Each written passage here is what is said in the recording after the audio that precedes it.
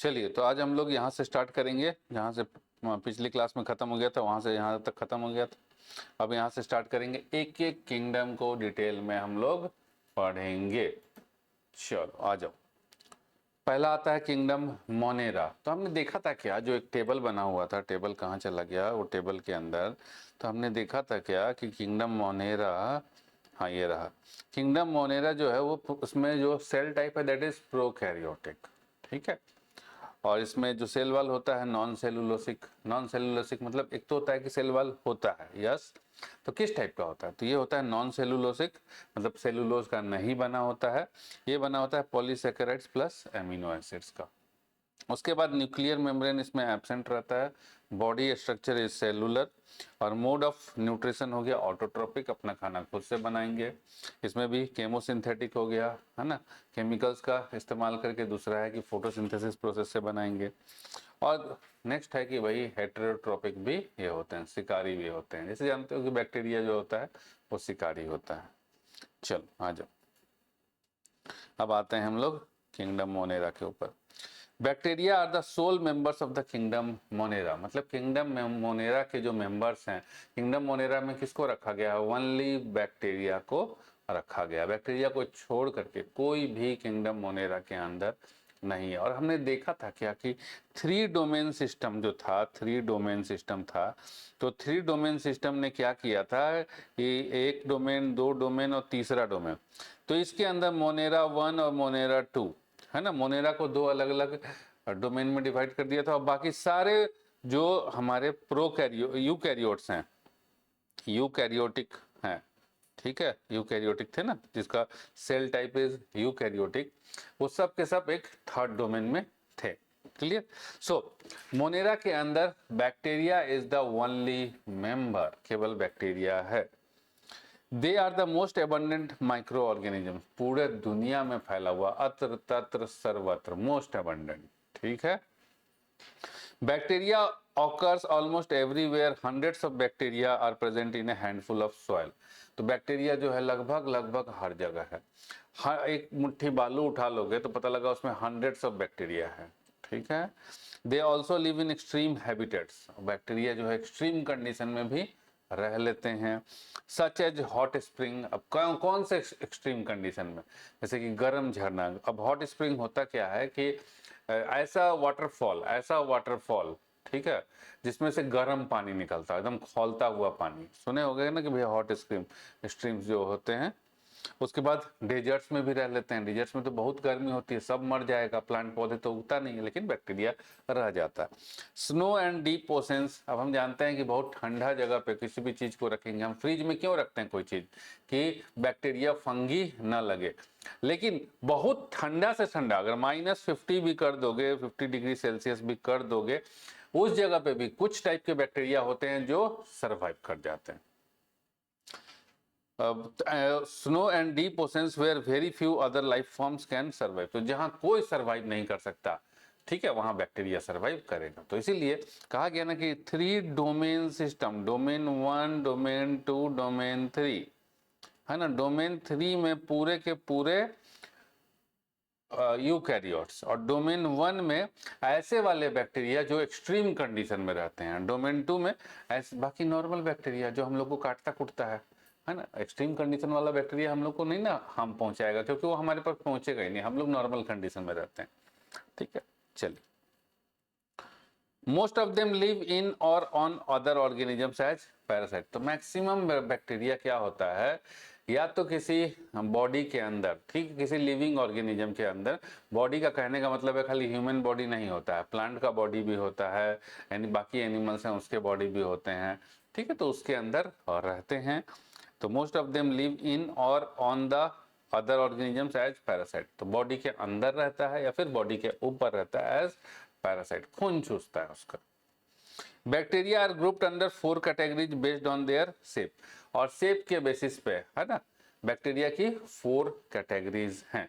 अब ये 4 कैटेगरीज कौन कौन सी हैं देखिए। द स्फेरिकल कोकस, है ना, स्फेरिकल, स्फेयर शेप का, जैसे बॉल जो होता है वो स्फेयर शेप का होता है, तो स्फेरिकल कोकस। कोकस का प्लूरल हो गया कोकाई, ठीक है। द रॉड शेप्ड बैसिलस, अब रॉड की तरह, जैसे ये है रॉड की तरह, ठीक है, तो इस टाइप का होगा। एग्जाम्पल हो गया रॉड शेप्ड बैसिलस बैक्टीरिया, है ना, तो प्लूरल हो गया बैसिली, तो कोकस का प्लूरल कोकाई, बैसिलस का plural bacilli. The comma shaped vibrium, comma shaped भी होता है, मतलब ये वाला शेप का बैक्टीरिया, ऐसा कॉमा लगा देगा जिंदगी में, तो कॉमा नहीं जिंदगी में, हाँ फुल स्टॉप नहीं लगाता है बैक्टीरिया, लगाता है कभी कभी फुल स्टॉप, लेकिन मैक्सिमम बैक्टीरिया लाइफ में देखो ना कॉमा लगा देता है। ठीक ठाक चल रहा होता है आदमी, जिंदगी में पता लगा कि भैया कॉमा लगा दिया, तबीयत खराब हो गया, जाइए डॉक्टर के पास। तो the comma shaped vibrium, plural is vibrio. And fourth bacteria is the spiral spirillum, ठीक है, इसका प्लूरल हो गया स्पिरिला। अब देखो सभी का फिगर, तो ये हो गया गोल गोल स्फेरिकल शेप कोकाई, ये हो गया हमारा रॉड शेप, है ना, रॉड शेप बैसिली, इसके अंदर एक स्पोर भी है। स्पोर से क्या होता है, जैसे कि ये रहा स्पोर, तो इसमें बैक्टीरिया के अंडे हैं, तो वो और इधर उधर छिटक जाएगा तो और ज्यादा बैक्टीरिया फैल जाएगा। कैसे, एक कोरोना वायरस एक लगा, मान लो कि एक वायरस आया शरीर में, ठीक है, वो मल्टीपल बन गया, ठीक है, तो अपना अंडा छोड़ दिया इधर उधर। लेमन टर्म में यही समझिए, बाकी तो डिटेल में बायोलॉजी में हम लोग घुसेंगे तो सब समझेंगे। नेक्स्ट है हमारे पास कॉमा शेप्ड विब्रियो, देख रहे हो ना कॉमा शेप्ड, और उसके बाद है ये वाला इस तरह का, ठीक है, स्पाइरल स्पिरिला, है ना, इसमें फ्लैजिलम भी है, इसका देख रहे हो मुच्छी भी निकला हुआ है इसका। सो ये जो है 4 टाइप के बैक्टीरिया, एक बार फिर से रिवाइज कर लेते हैं हम लोग। Spherical cocci, spherical coccus, plural is cocci.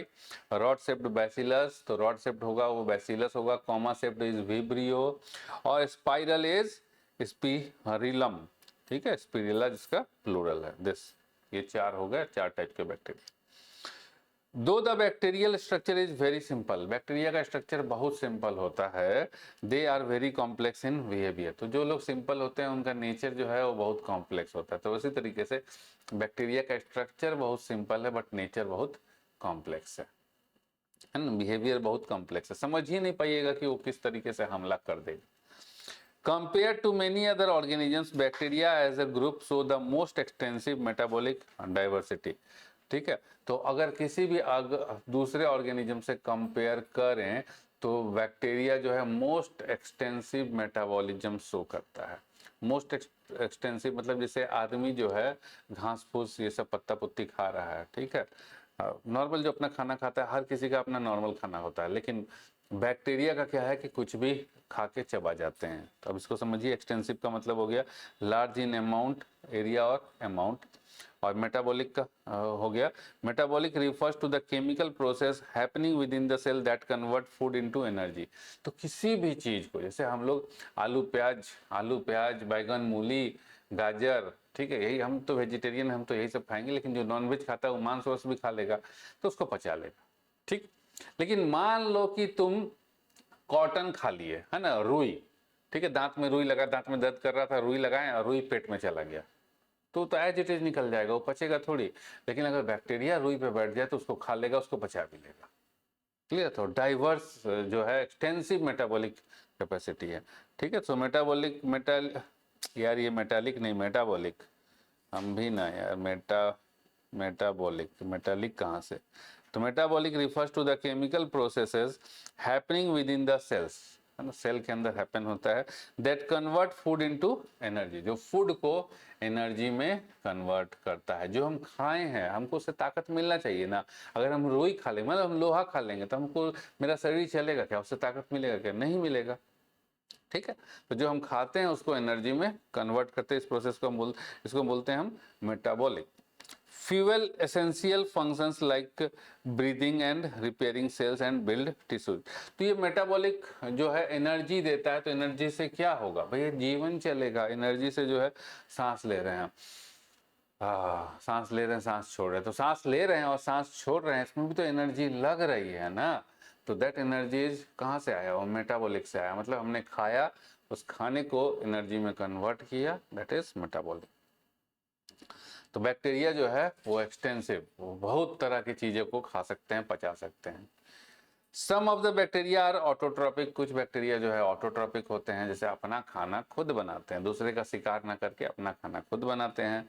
That is they synthesize their own food from inorganic substrate. और वो अपना खाना खुद बनाते हैं इनऑर्गेनिक सबस्ट्रेट से। अब सबस्ट्रेट का मीनिंग क्या होता है, ठीक है, जिस चीज के ऊपर बैक्टीरिया, जैसे हम लोग हैं तो हम लोग तो घूमता फिरता प्राणी है, लेकिन बैक्टीरिया है इतना छोटा है, तो जिस चीज के ऊपर बैठ गया है ना, तो उसको बोलते हैं सबस्ट्रेट। आइए इसका फुल डेफिनेशन देख लेते हैं। Substrate is the underlying layer, surface और substance upon which an organism lives, तो जहां रहते हैं उसी को खा जाते हैं। अ केमिकल रिएक्शन ऑकर्स और ए कोटिंग इज अप्लाइड, तो सबस्ट्रेट मतलब टॉप लेयर। तो अगर हम बायोलॉजिकल टर्म्स में बात करें तो टॉप लेयर जहां बैक्टीरिया रहेगा। अगर हम केमिस्ट्री की भाषा में बात करें तो जैसे कि केमिस्ट्री चाहे, हाँ केमिस्ट्री की भाषा में तो दीवार के ऊपर जब हम पेंट लगाते हैं तो जिस दीवार तो इतनी मोटी होती है, पेंट हम टॉप लेयर पे, बाहरी लेयर पे लगाते हैं, तो दैट इज सबस्ट्रेट। ठीक है, तो सबस्ट्रेट इज द टॉप या outer most layer. They may be photosynthetic autotrophic और केमोसिंथेटिक ऑटोट्रोपिक, तो अपना खाना फोटोसिंथेसिस से भी बना सकते हैं, अपना खाना केमिकल से भी वो बना सकते हैं, और बाकी शिकार तो करबे करते हैं, हेटरोट्रोपिक होते ही हैं, हेटेरोट्रोपिक।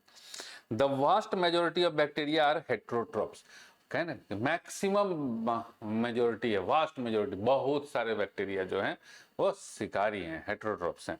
That is they depend on other organisms और on dead organic matter for food, यानी कि वो दूसरे ऑर्गेनिज्म का शिकार करते हैं या फिर डेड एंड डिकेइंग, ठीक है, मैटर को वो खाते हैं। क्लियर है? हाँ जी भाई बताओगे, क्लियर है? नेक्स्ट आता है हमारा बैक्टीरिया के इसके किंगडम मोनेरा के अंदर आर्च बैक्टीरिया। जैसे हमने कहा था ना कि 3 डोमेन, एक डोमेन, 2 डोमेन, 3 डोमेन, तो आर्च बैक्टीरिया एक डोमेन का पार्ट है। This is a part of arch, 1 domain. These bacteria are special since they live in some of the most harsh habitat, है ना, जो डिफिकल्ट सिचुएशन में रहेगा वो अलग। तो arch bacteria live in most harsh condition, ठीक है। मोस्ट हार्श कंडीशन कहाँ कहाँ पर? हॉट स्प्रिंग में, खौलता हुआ पानी में बैक्टीरिया। कभी सुने हो कि हम लोग पानी को खौलाते हैं, हम लोग दूध को खौलाते हैं, किस लिए खौलाते हैं? कि बैक्टीरिया मर जाए। और यहाँ पर देखो कुछ ऐसा बैक्टीरिया भी होता है, जैसे कहता है ना कि भैया डिटॉल जो है वो, या फिनाइल जो है, या फिर वो तुम्हारा लाइजोल जो है वो 99.99% बैक्टीरिया को मारे, जो 0.1% बैक्टीरिया है, ठीक है, वो इतने डिफिकल्ट हैं कि वो मरेंगे नहीं। सो these bacteria are special since they live in some of the most harsh habitats such as extreme salty areas। Salt में तो अगर रख दें, नमक रख दें, तो बैक्टीरिया का तो पूरा का पूरा वो पानी चूस लेगा, बैक्टीरिया मर जाएगा। लेकिन फिर भी कुछ बैक्टीरिया ऐसे होते हैं जो सॉल्टी कंडीशन में रहते हैं, इसको बोलते हैं हम हेलोफाइल्स। हॉट स्प्रिंग्स में रहते हैं, इसको हम बोलते हैं थर्मेसिडोफाइल्स। एंड मार्सी एरियाज में रखते हैं, इसको हम लोग बोलते हैं मिथेनोजेंस। ठीक है, सो साल्टी एरिया वाले बैक्टीरिया को हेलोफाइल्स, हॉट स्प्रिंग वाले बैक्टीरिया को थर्मेसिडोफाइल्स, और मार्सी वाले को मिथेनोजेंस। ठीक, arch bacteria differ from other bacteria. देखिए कहे ना कहे 2 अलग अलग डिवीजन में बांटा हुआ है मोनेरा को, तो एक डिवीजन हो गया आर्च बैक्टीरिया, दूसरा हो गया बाकी के bacteria. So arch bacteria differ from other bacteria in having a different cell wall structure.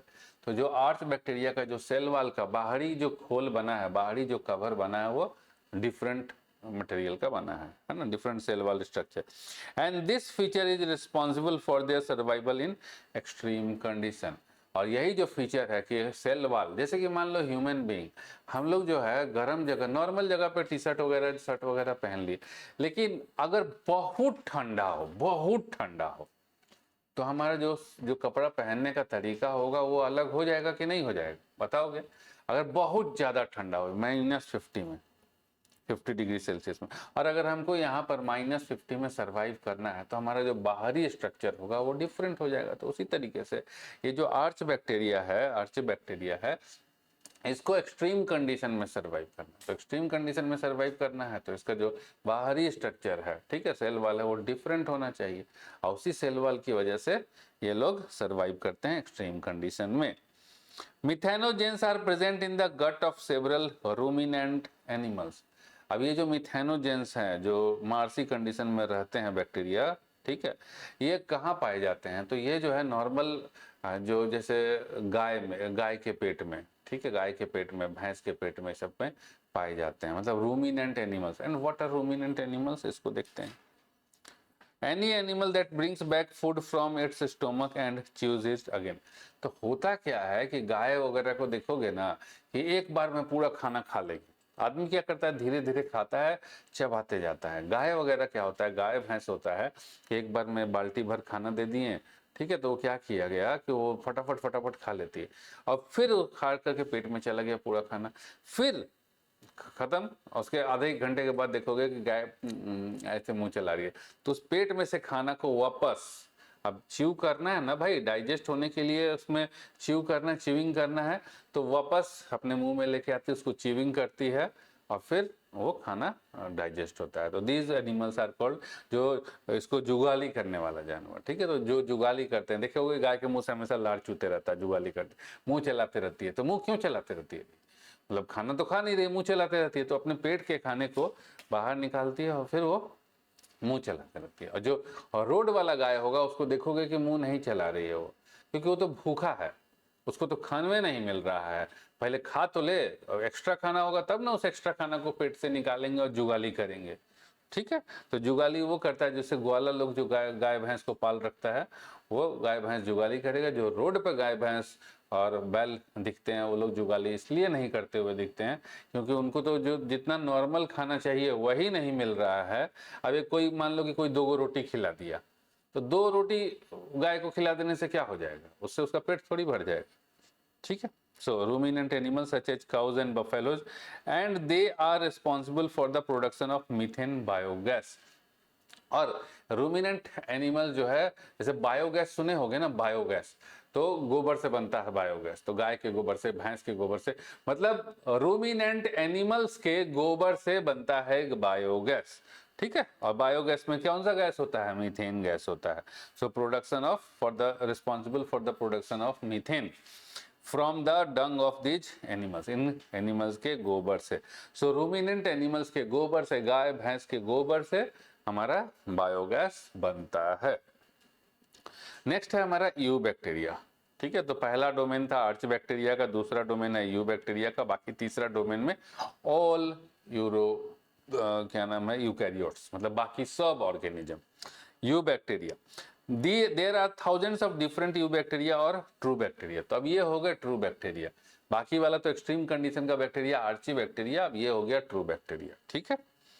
You bacteria are called true bacteria. अब इसको ट्रू बैक्टीरिया कहते क्यों है भैया, रियल मायने में बैक्टीरिया इसको ट्रू क्यों कहते हैं।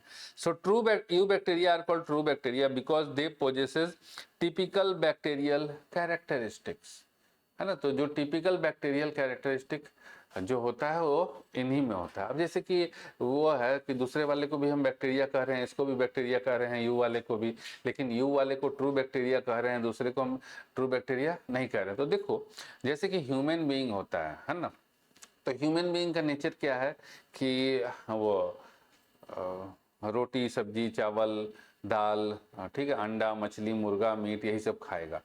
लेकिन उसी में से कुछ ऐसे ह्यूमन बीइंग होते हैं, मतलब हैवान टाइप के, जो आदमी को मार के खा जाता है, ठीक है, जिंदा आदमी को मार के खा जाता है। देखे होगे ना क्राइम पेट्रोल वगैरह में कभी कभी, तो जिंदा आदमी को मार के खा गया, तो those are not human beings.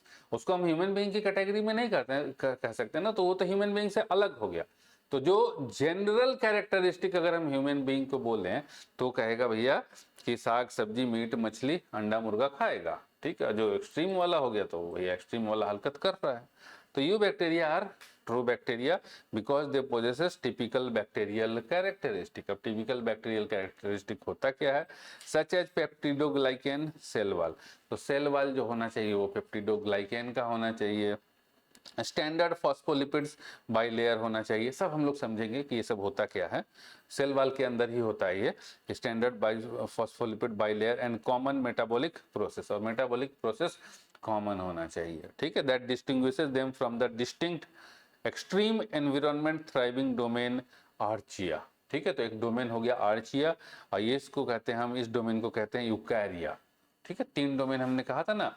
तो पहला डोमेन इज आर्चिया जिसमें आर्च बैक्टीरिया आएंगे, दूसरा डोमेन इज यूकैरिया जिसमें यू बैक्टीरिया आएंगे, और तीसरा डोमेन इज, ठीक है, सॉरी यूकैरिया, और तीसरा डोमेन इज वो नहीं नहीं, ये यूकैरिया में वो आएंगे, यू बैक्टीरिया नहीं आएगा, यूकैरिया में ऑल यूकैरियोट्स आएगा। तीसरा डोमेन इज प्रोकैरिया, जिसमें हमारे प्रोकैरियोटिक ये यू बैक्टीरिया आएंगे। चलिए, सो आर्चिया से अलग हैं। They are characterized by the presence of a rigid cell wall and if motile a flagellum। तो इसमें जो है एक रिजिड सेल वॉल होता है इन बैक्टीरिया में, जो पेप्टिडोग्लाइकेन का बना होता है ना, पेप्टिडोग्लाइकेन का बना होता है सेल वॉल। उसमें स्टैंडर्ड फॉस्फोलिपिड बाइलेयर होता है, ठीक है। जैसे दीवार है तो 2 लेयर की दीवार, समझ लीजिए ऐसा, बाकी तो डिटेल में हम लोग घुसेंगे ही। समझ लीजिए कि दीवार है तो 2 लेयर की दीवार, 2 ईंटे की दीवार है, ठीक है। एक ईंटा ऐसे लगा हुआ, मतलब 2 ईंटे ऐसे ऐसे करके लगे हुए हैं, ऐसे ऐसे ईंटा लटका के रखे हुए हैं, ईंट लटका के रखे हुए हैं इस तरह से, ठीक है। तो बाई लेयर, चलो इसको हम लोग समझेंगे। They are characterised by the presence of a rigid cell wall. तो सेल वॉल रिजिड होता है, ठोस होता है। अगर ठोस नहीं होता तो बैक्टीरिया कहीं पे भी सर्वाइव नहीं कर पाते। And if motile of flagellum, और अगर बैक्टीरिया मूव करने वाला, एक तो है कि भैया बैक्टीरिया को मूव नहीं करना, पत्थर पे जमा हुआ है तो पत्थरे पे लगा हुआ है बैक्टीरिया, ठीक है। कुछ बैक्टीरिया होते हैं जो मूव करेंगे तो उसमें मोच के जैसा ऐसे मोच निकला रहेगा। हम लोग इसमें क्लेमाइडोमोनास का फिगर देखे थे ना, मोच निकला हुआ था, ये देखो ये बैक्टीरिया, ठीक है। कहाँ गया यार, देखो मोच निकला हुआ फ्लैजिलम, तो इसी के हेल्प से ऐसे ऐसे करके आगे बढ़ेगा, ठीक है।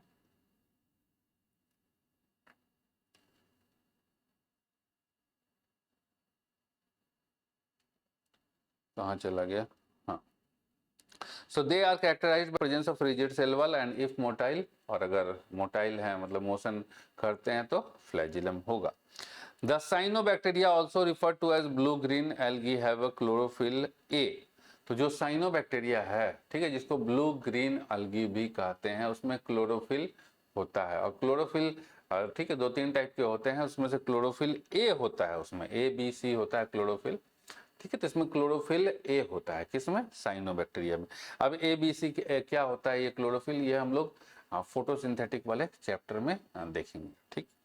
So the cyanobacteria also refer to as blue green algae, जिसको ब्लू ग्रीन एल्गी भी कहते हैं, ये इसके पास क्लोरोफिल ए होता है। क्लोरोफिल है मतलब ये फोटोसिंथेटिक होगा। Similar to green plants and are photosynthetic autotrophs. तो ये similar to green plant, cyanobacteria के अंदर क्लोरोफिल ए होता है, जो प्लांट्स में भी होता है, ठीक है। फोटोसिंथेटिक ऑटोट्रॉप्स होते हैं। चलिए देखिए, this is a filamentous blue green algae nostoc, ठीक है। तो ये जो है ब्लू ग्रीन एल्गी का फोटो है, ठीक है, एकदम मतलब डिटेल में लिया गया है, ठीक है। तो ये रहा, इसके अंदर क्लोरोफिल, ठीक। बहुत सारा चीज है इसमें, हेट्रोसिस्ट है। अब ये सब चीजें क्या होती हैं, मुसिलैजिनस शीथ है, वो सब क्या होता है उसको भी हम लोग डिटेल में पढ़ेंगे रेलिवेंट टॉपिक के अंदर, ठीक है। तो ये दिस इज समझ में आ गया कि जो ब्लू ग्रीन एल्गी है, जिसको हम साइनोबैक्टीरिया भी कहते हैं, वो फोटोसिंथेटिक है, और फोटोसिंथेटिक के अंदर उसको उसके अंदर क्लोरोफिल ए होता है। कौन सा क्लोरोफिल होता है, तो क्लोरोफिल ए होता है। The cyanobacteria are unicellular, colonial और फिलामेंटस, फ्रेश वाटर, मैरीन और टेरेस्ट्रियल एल्गी। तो जो साइनोबैक्टीरिया हैं वो यूनिसेलुलर होते हैं, कॉलोनियल होते हैं, मतलब बहुत सारे झुंड बना करके रहते हैं। देखो पहले नेट पे दिखाते हैं साइनोबैक्टीरिया, तब जाकर के समझ में आएगा ये होता क्या है साइनोबैक्टीरिया। नहीं तो ऐसे तो बस खाली ऊपरी ऊपरी हवाबाजी होते रह जाएगी। आइए, साइनोबैक्टीरिया,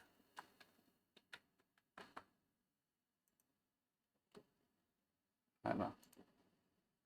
देखिए, तो देखिए ना, काई जो जमा रहता है, ठीक है, जो काई जमा रहता है, तो काई में अलग अलग टाइप के बैक्टीरिया होते हैं। तो ये जो काई है उसमें से एक साइनोबैक्टीरिया है, ठीक है। देख लो ग्रीन कलर का है, ग्रीन कलर मतलब फोटोसिंथेटिक, अपना खाना खुद बनाएगा in the presence of sunlight. This is cyanobacteria. Clear हुआ, हाँ। चल, द साइनोबैक्टीरिया आर यूनिसेलुलर, ठीक है, सिंगल सेल होता है, मतलब एक छोटा सा साइनोबैक्टीरिया ये रहा।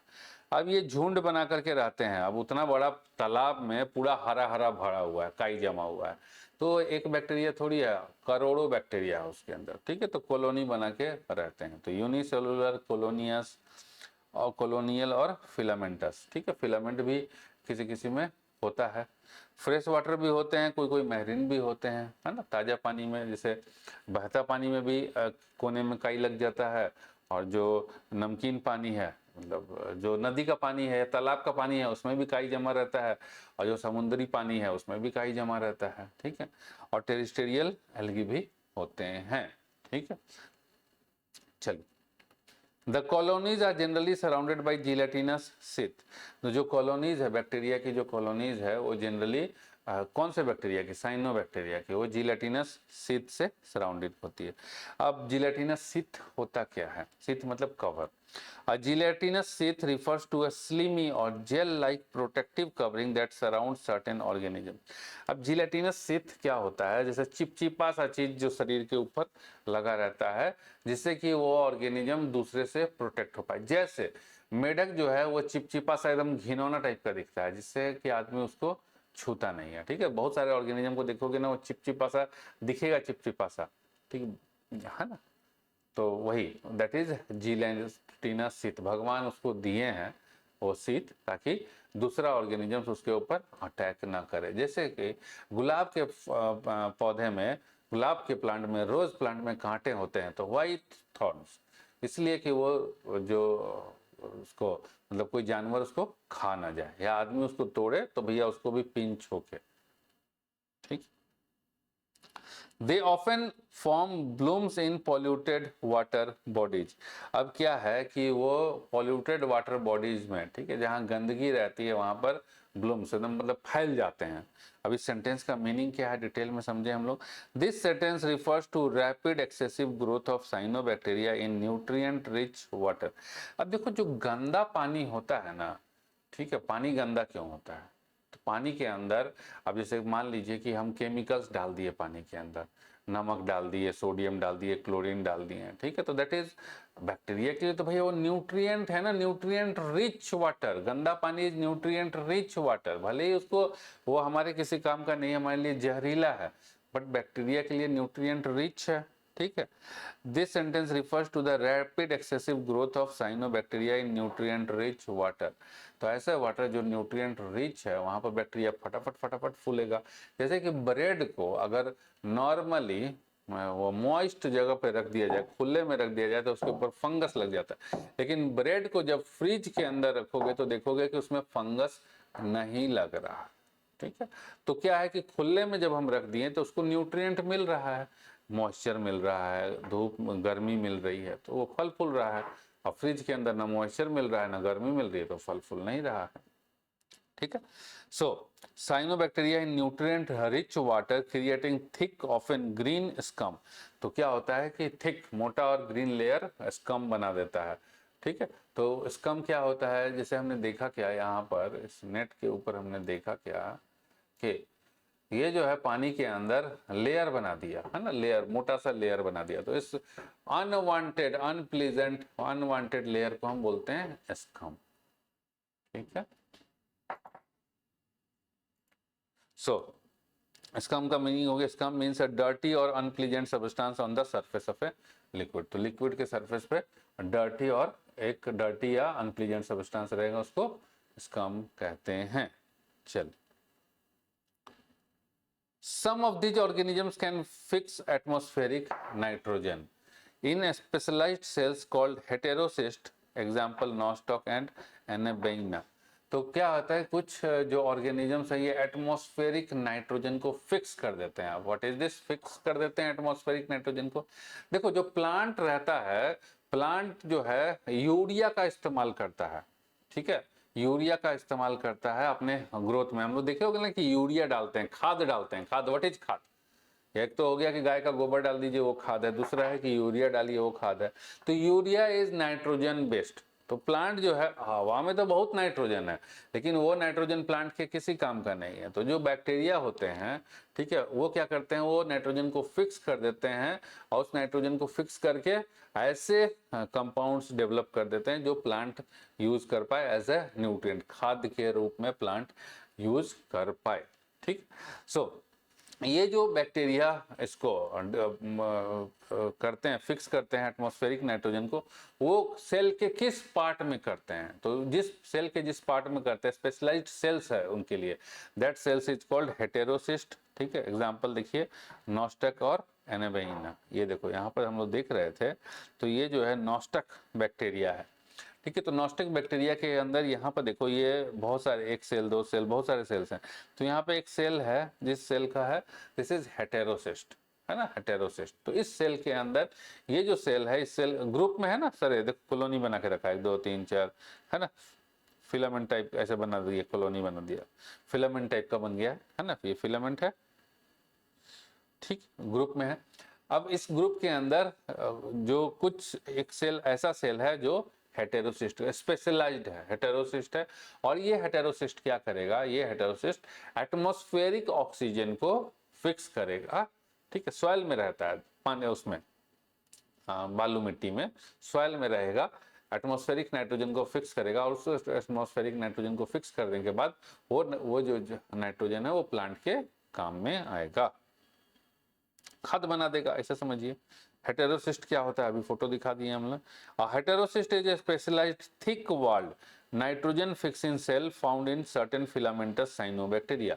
तो सर्टेन फिलामेंटस साइनोबैक्टीरिया के अंदर, ठीक है, बीच में ही एक पता चला कि भैया एक सेल जो है वो थिक वॉल्ड है और वो सेल नाइट्रोजन को फिक्स कर सकता है ना। तो किस टाइप के साइनोबैक्टीरिया में फाइंड होता है?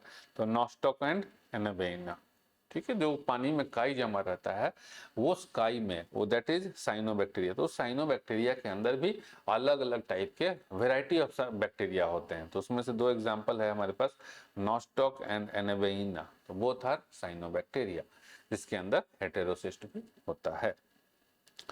Chemosynthetic autotrophic bacteria oxidize various inorganic substances such as nitrates, nitrites and ammonia and use the released energy for their ATP production. अब नेक्स्ट, ये तो हमने देख लिया कि फोटोसिंथेटिक, जो हरा हरा वाला है वो फोटोसिंथेटिक। दूसरा है केमोसिंथेटिक बैक्टीरिया। तो ये जो केमोसिंथेटिक बैक्टीरिया हैं, दीज आर ऑटोट्रोप्स, ये अपना खाना बनाते हैं। तो कैसे बनाते हैं? तो ये जो है ऑक्सीडाइज करते हैं, ठीक है, हजम कर जाते हैं वेरियस इनऑर्गेनिक सब्सटेंसेस, जिसमें कि नाइट्रेट्स और नाइट्राइट्स को, नाइट्रेट्स हो गया NO3 और NO3 माइनस जिसमें आयन हो, और नाइट्राइट्स हो गया NO2 माइनस जिसमें आयन हो, ठीक है, और अमोनिया को, NH3 को, and use the release energy for their ATP production. तो पहले ऑक्सीडाइज के खा के पचा लिया, खा के पचा लिया, ठीक है, क्या क्या खा के पचा लिया? Inorganic substances like nitrates, nitrites and ammonia. और उसके बाद जो पचा लिए तो उसको मेटाबॉलिक किए, मतलब जो हम खाए वो पचाए, और वो उसका जो पचाए तो हमको एनर्जी दिया ना, तो उस एनर्जी से वो रिलीज, जो एनर्जी रिलीज हुआ उसके लिए उससे ATP प्रोडक्शन हुआ। ATP प्रोडक्शन क्या होता है? देखो, एक जो होता है बैटरी के अंदर एनर्जी होता है, तो बैटरी के एनर्जी से घर ही चला लो तुम, टॉय वाला कार चला लो तुम, आजकल जो बड़ा बड़ा बैटरी लगा करके इलेक्ट्रिक व्हीकल भी चला लेते हैं।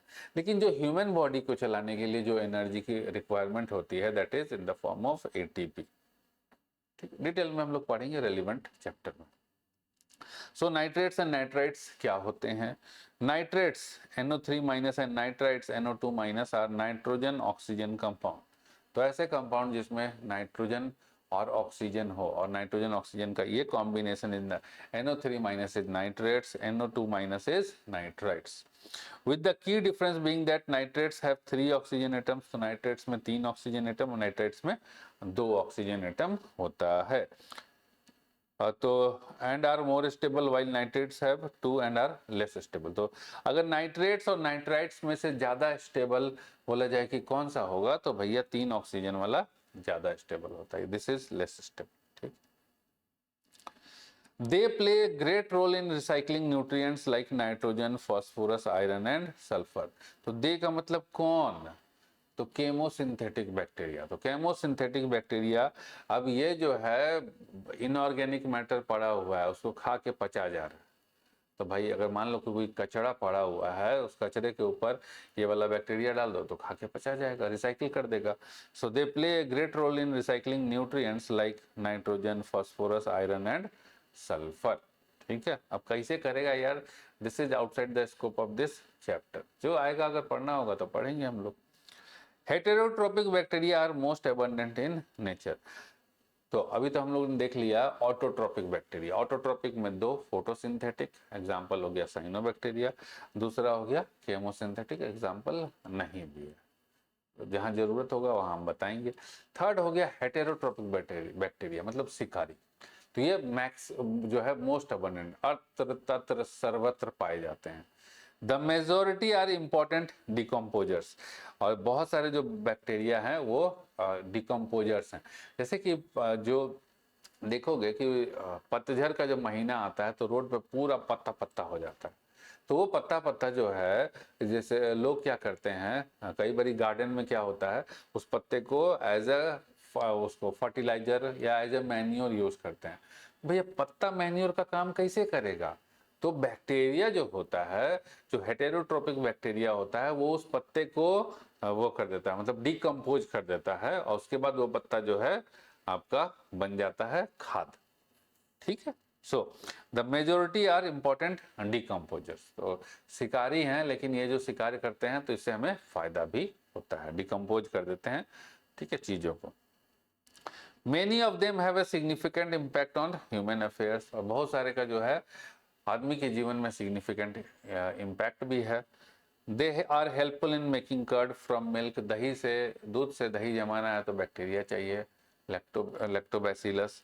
प्रोडक्शन ऑफ एंटीबायोटिक्स, एंटीबायोटिक बनाना है तो भी बैक्टीरिया चाहिए, जैसे पेंसिलिन है ना, एंटीबायोटिक पेंसिलिन इज बैक्टीरिया से बनता है। Fixing nitrogen in legume roots etcetera, nitrogen fix करते हैं, ठीक है, तो उसके लिए लेज्यूम रूट्स के अंदर नाइट्रोजन फिक्स करते हैं हम। लेज्यूम क्या होता है?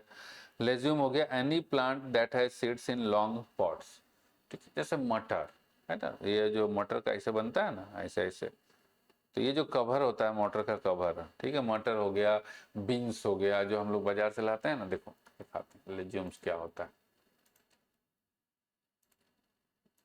लेज्यूम्स, लेज्यूम्स तब समझ में आएगा कि होता क्या है। फली, देखो मटर जो पॉड इसको बोलते हैं, देखो ये क्या नाम है इसका, ये कौन सा फली है, लेज्यूम, ठीक है, ये रहा, इस तरह की फली जिसके पॉट्स में, ठीक है, लंबा सा रहेगा, उसके अंदर बहुत सारा बीज रहेगा। एग्जाम्पल हो गया, जो सब जानता है वो मटर हो गया। अब मटर हो गया, बीन्स हो गया, ये सब जो है ना, दीज आर लेज्यूम्स। क्लियर है? बताओगे कि लेज्यूम समझ में आ गया, तो इसको लेज्यूम्स बोलते हैं,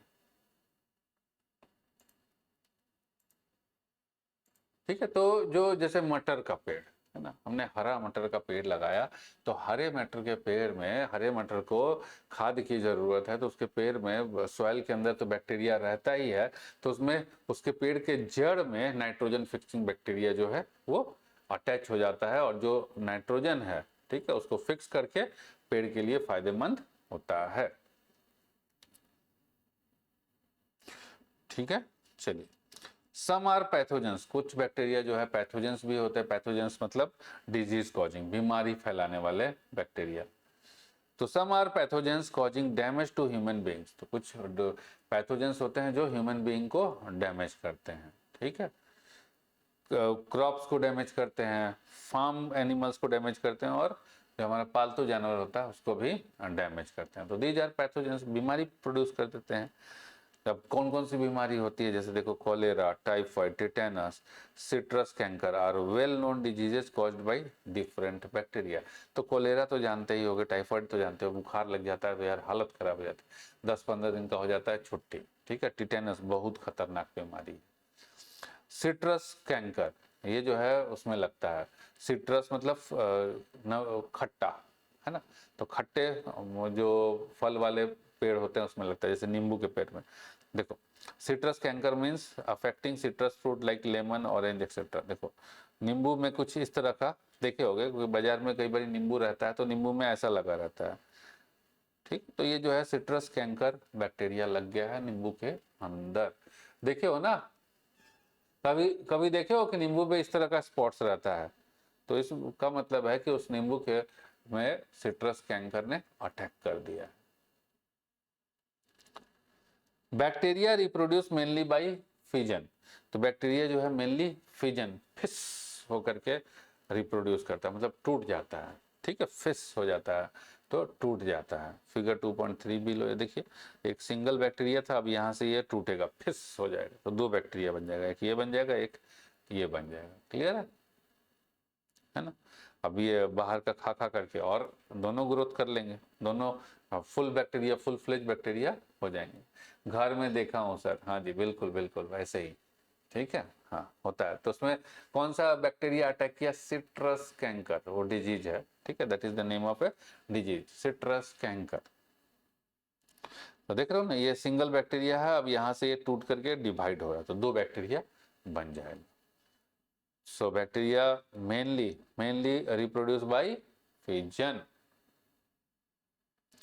Sometimes under favorable condition they produce spores. और कभी कभी जब कंडीशन फेवरेबल होती है तो वो स्पोर्स प्रोड्यूस करते हैं। अब व्हाट इज स्पोर्स, उसको समझते हैं। तो spores are single celled microscopic reproductive units designed for dispersal and survival, often allowing the organism to withstand unfavourable conditions, ठीक है। तो स्पोर्स क्या होता है, ये होता है single celled microscopic reproductive units, ठीक है। जैसे कि ये मान लो कि ये बैक्टीरिया है ना, ये बैक्टीरिया है, तो बैक्टीरिया का यहाँ पर ऊपर में जो है बहुत सारा, यहाँ पर ऊपर में ऐसे निकला हुआ है, कप टाइप का है, और उसमें बहुत सारा बैक्टीरिया के अंडे हैं। अंडे समझ लीजिए, ऐसे रिप्रोडक्टिव यूनिट्स हैं, तो अंडे ऐसे समझ लें हम आम भाषा में कि भैया अंडा है, बैक्टीरिया का अंडा है, ठीक है। अगर इस अंडे को कहीं डाल देंगे, बीज है, बैक्टीरिया का बीज समझिए, अंडा तो नहीं समझिए, बीज समझिए। तो अगर बैक्टीरिया के बीज को अगर हम कहीं छोड़ दें तो उस बीज से बैक्टीरिया निकलेगा ना, तो वही है। तो spores are single celled microscopic reproductive units, ठीक है। तो सिंगल सेल है, माइक्रोस्कोपिक है, मतलब माइक्रोस्कोप से देखेंगे तभी दिखेगा, रिप्रोडक्टिव यूनिट्स हैं, designed for dispersal and survival, ठीक है। तो ये काहे के लिए डिजाइन है, तो भैया बैक्टीरिया को भी सर्वाइव करना है ना, अपना पॉपुलेशन बना के रखना है ना, सर्वाइव करना है, तो सर्वाइव कैसे करेगा, तो भैया अपने जनसंख्या को बरकरार रख के सर्वाइव करेगा। तो ये रहा, ठीक है। So often allowing the organism to withstand unfavourable conditions. तो जब तक कंडीशन अनफेवरेबल है तो यहाँ पर स्पोर इकट्ठा है, ठीक है, हार्ड कवर रहता है उसका, देख रहा है कि भैया बहुत गर्मी है, तो उस कवर से फूटेगा नहीं, है ना। जो जैसे कि मान लो कि अगर हम लोग उसको चने को ले और चने का हमको पेड़ लगाना है, लेकिन चने को अगर हम एक्सट्रीम कंडीशन में रख दें तो जो सूख गया, एकदम सूख करके एकदम पतला सा जो है ना, मरा हुआ टाइप का चना बन जाएगा, ठीक है। तो उसमें से फिर कोई बीज नहीं निकलेगा। लेकिन बैक्टीरिया इस केस में क्या होता है, स्पोर के केस में, जो इसका कवर है उस कवर इतना हार्ड रहता है कि अगर हम एक्सट्रीम कंडीशन में रह दिए तो कवर फूटेगा नहीं। और लेकिन जैसे ही फेवरेबल कंडीशन मिलेगा, जैसे चने में, ठीक है, चने को धरती में गाड़ दीजिए और उसको गर्मी वगैरह नहीं है, पानी दे दीजिए, ठीक है, नॉर्मल टेम्परेचर पानी दे दीजिए, तो चना से क्या निकलेगा, चने का पेड़ निकल जाएगा। उसी तरीके से स्पोर से, बैक्टीरियल स्पोर से बैक्टीरिया निकल जाएगा, फेवरेबल कंडीशन हुआ तो। अनफेवरेबल कंडीशन अंदर में ही छुप के बैठा है, ठीक है, लेकिन जैसे ही फेवरेबल होगा वो फुट के बाहर निकलेगा।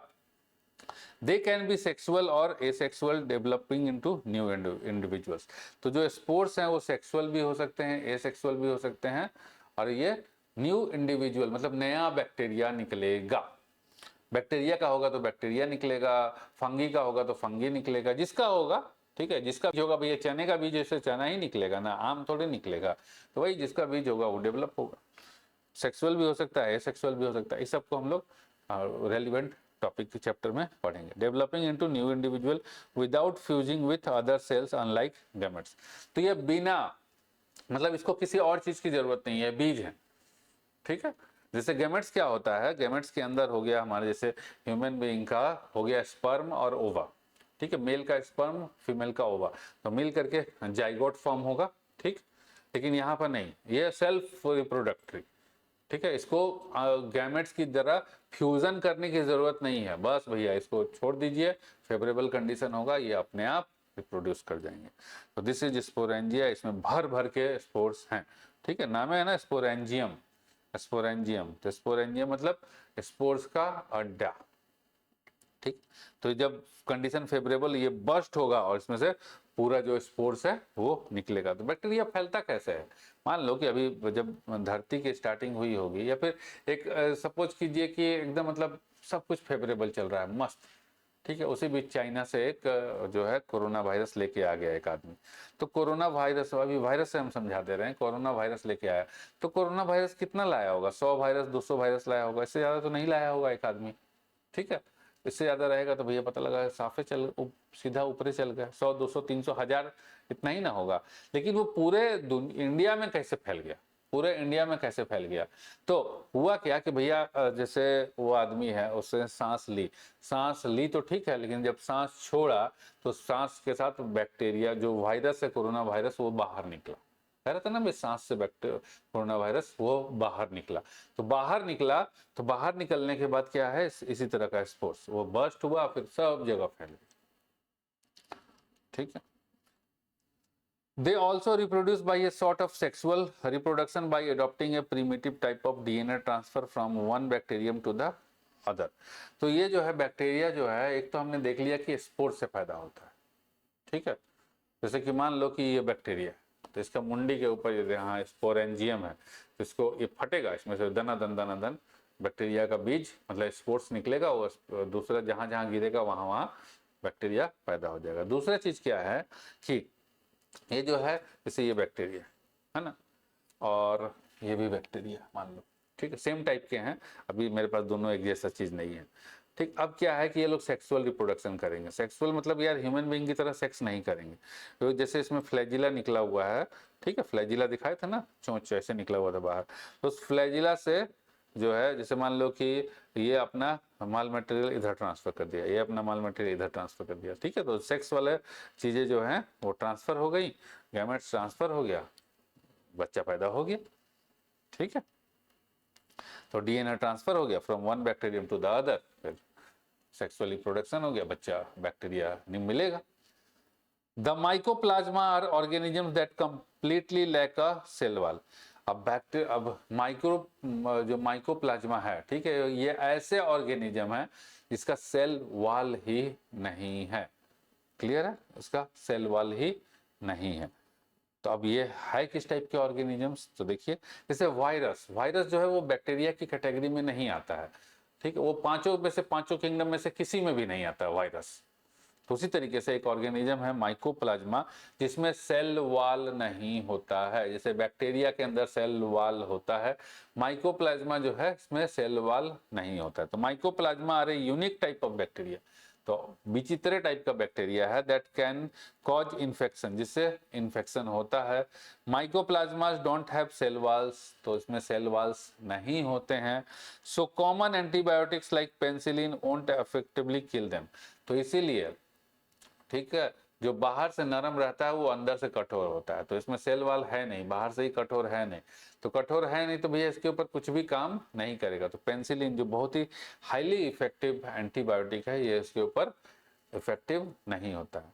सम इन्फेक्शंस डोंट नीड ट्रीटमेंट, और कुछ कुछ इन्फेक्शन जो है माइकोप्लाज्मा का, उसको ट्रीटमेंट की जरूरत नहीं है। कुछ दिनों के बाद आदमी का जो सिस्टम है वो ऑटोमेटिक, ठीक है, इम्यून सिस्टम ऑटोमेटिक उसको ठीक कर लेगा। तो समझ में आ गया। Mycoplasma are type of organism, दो टाइप ऑफ ऑर्गेनिजम्स जिसमें सेल वॉल नहीं होता है, ठीक है। ये बैक्टीरिया ना बोलो, टाइप ऑफ ऑर्गेनिज्म बोले हम, बैक्टीरिया ना बोले इसको।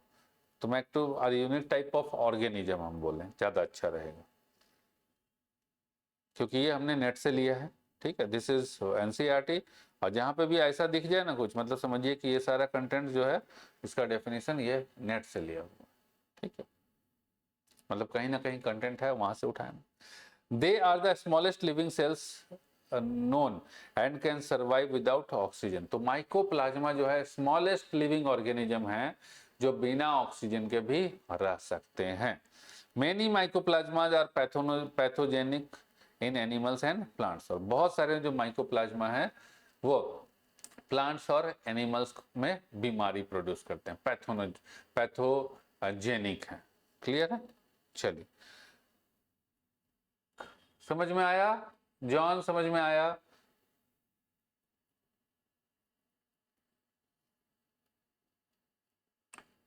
एवरीथिंग इज क्लियर, बताओगे फटाफट से।